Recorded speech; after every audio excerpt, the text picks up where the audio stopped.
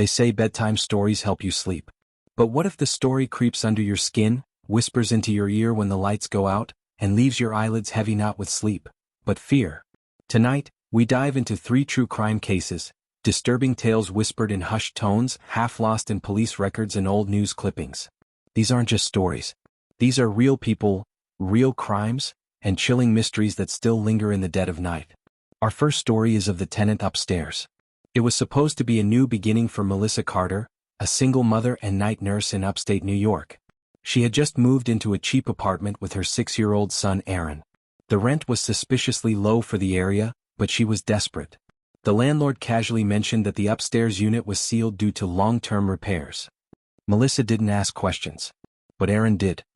He started talking about Mr. Raymond, a man who visited him at night from the floor above.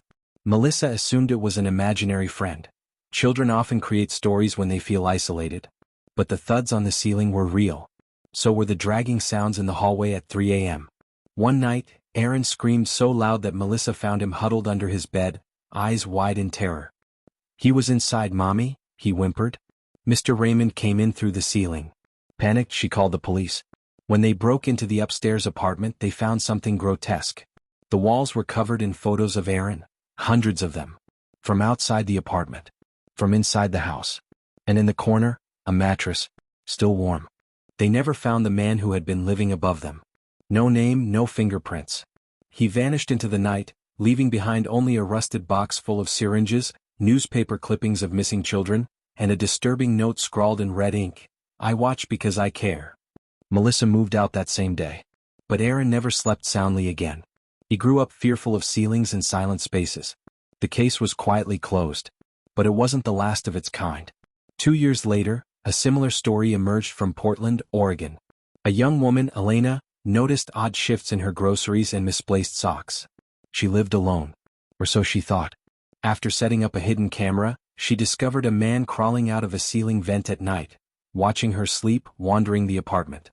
It was the same Mr. Raymond. Same pattern. Same photographs discovered in the walls after the police raid. Now let's shift to our second story. This one is called The Midnight Caller. It was summer 2003 and 911 dispatch in a small Missouri town received a series of bizarre calls. They were all from children, whispers filled with fear saying the same thing. "He's in the house. He wants to play." When officers traced the address, they found no signs of children, just an abandoned farmhouse with boarded windows. No power. No furniture. But inside, an old rotary phone was still connected, somehow. When they picked up the receiver, it played back the calls. Only they weren't recorded by dispatch. They were live, playing in reverse, the children screaming in reverse. 3 officers quit that week. One suffered a breakdown. The house still stands, empty and silent. But some nights, locals say you can hear the phone ringing. The house was eventually condemned. But that didn't stop thrill seekers and ghost hunters from exploring it. Most came back unnerved, claiming they'd heard whispering in the attic or saw the shadows of small children flitting through the halls. But one group never came back. In 2007, a team of 3 urban explorers livestreamed their visit. The footage, still archived on a dark corner of the internet, shows them laughing nervously as they enter. They reach the attic. One of them opens the old toy chest found there. And then, static. The livestream cut out. Police found the camera smashed near the stairs. The 3 bodies were never found. Just small bloody footprints, leading to the phone. To this day, the town refuses to discuss the midnight caller. But in nearby woods, you'll find strange totems made of branches and shoelaces, tied into tiny nooses. Locals say they keep the children at bay. Now onto our final tale, the sleep therapist. Dr. Elias Grain was a renowned sleep therapist in Chicago, praised for curing chronic insomnia with his deep mind treatment. Patients reported dreaming more vividly, sleeping deeper and waking up, different. But not in a good way. His clients began reporting night terrors, visions of being trapped in locked rooms, screaming at mirrors and seeing themselves watching from corners. When a former patient, Allison Park, vanished, police searched Grain's private clinic. What they found was worse than death. Beneath the clinic was an underground facility. Dozens of padded rooms. Inside were patients, some catatonic, some repeating nonsense phrases like, "He's still dreaming me." Dr. Grain was gone. And so were parts of his journal, which mentioned something called the seam. A place between waking and dreaming. A place he wanted to open. Authorities tried to cover up the discovery. The surviving patients were transferred to state facilities, and the media labeled it as a case of extreme malpractice. But the staff who worked there, nurses, orderlies, even receptionists, claimed otherwise. They spoke of Elias Grain as if he were something more than human. One nurse described waking up mid-shift to find herself inside a patient's locked room, no memory of how she got there. Another swore she saw Dr. Grain enter a supply closet and never come out, but heard his footsteps walking overhead for hours. The most disturbing account came from a janitor, who recalled cleaning room 8, the only one always vacant.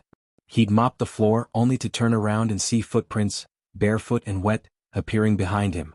Room 8, it turned out, wasn't listed on any blueprint. Investigators returned months later and tried to find it again. They never could. Rumors spread that Dr. Grain succeeded in opening the seam, a mental gateway to another reality, accessible only through sleep. And those who underwent his therapy weren't patients. They were vessels. People online began sharing dreams that included the same figure, a tall, pale man in a blood-stained coat, whispering, "You're not awake yet." Now, in online forums and late-night podcasts, they call him the Dream Doctor. And those who dream of him? They tend to disappear. One Reddit user posted a frantic video at 3:07 a.m., claiming they couldn't wake up, trapped in a dream within a dream. The screen cut to black mid-sentence. No one has heard from them since. People say the seam is widening. That sleep is no longer safe. So as you close your eyes tonight, ask yourself, who's dreaming whom? These stories aren't just meant to scare you. They serve as a reminder, the real world holds horrors far darker than fiction. From the ceiling-dwelling stalker who vanishes without a trace, to the haunted phone calls of missing children echoing across decades, to a sleep therapist who may have opened a portal into something none of us understand. Each tale leaves behind unanswered questions, fragments of truth buried in shadows, and a chilling realization. True crime doesn't always end with justice. Sometimes it doesn't end at all. And maybe that's why they haunt us long after the final word is spoken. We seek comfort in rational explanations. We want to believe the doors are locked, the lights will protect us, and the worst that could happen is just a bad dream. But sometimes the nightmare is real, and it's waiting. So tonight, as you pull your blanket tighter and let your breathing slow, remember the stories of Melissa, of the children, of Dr. Grain. Remember that sleep is not a sanctuary. It's a threshold, because somewhere out there, the man in the ceiling still watches. The rotary phone still rings. And the seam might already be open. Sleep well, if you can. And if you dream of a man whispering, "You're not awake yet," don't follow him.